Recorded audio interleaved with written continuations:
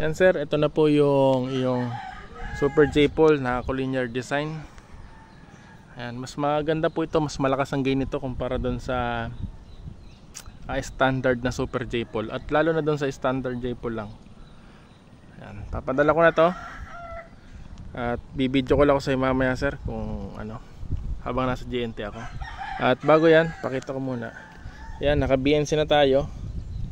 May bracket na rin yan, pang heavy duty na yan. At ito lalagay ko pang sealant kasi nag-adjust sa SWR. Yan, lilinisin ko lang yan sir, medyo madumi lang. At yan, may bracket na rin yan. Dito pag baba ko. Yan, may insulator na. Yan, heavy duty yan sir, kahit bagyo kaya nitong sabayan. Yan, ito yung ating pacing coil. Ayan sir, medyo nahirapan lang ako dito pag tune. Halos maghapon kong ginawa to kasi nahirapan ako dito sa pacing coil nya.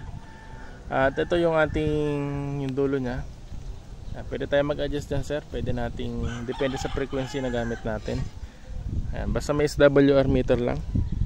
At yan, subukan natin sir, i-SWR ko. Papakita ko para safe yung radyo natin dito sa paggamit. Ayan yung RG58 12 meter yan, yung pre na yan, set na.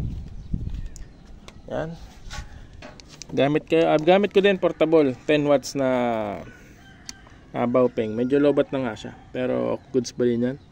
Yan, bali sir, ang frequency nito, center frequency ay 145 to 148. Yan, doon po tayo maglalaro. Yan, 145 muna tayo. Yan, calibrate muna. Yan, calibrate 145. Ayan sir, depende po yan sa posisyon ng iyong antena, bababa pa yan. Minimum ko na ko dito sir 1.4, 1.5. So 145, naka 1.5 ang SWR nya lang. Yan, 145, 500. Calibrate. Yan. Yan, ganun pa din 1.5, 1.6. Depende pa yan sir sa posisyon nga ng antena mo, lalo na pag maganda yung nilagyan mo. Malayo dapat sa metal surface. Yan, 146. Calibrate. Yan sir, sa 146, 1.7.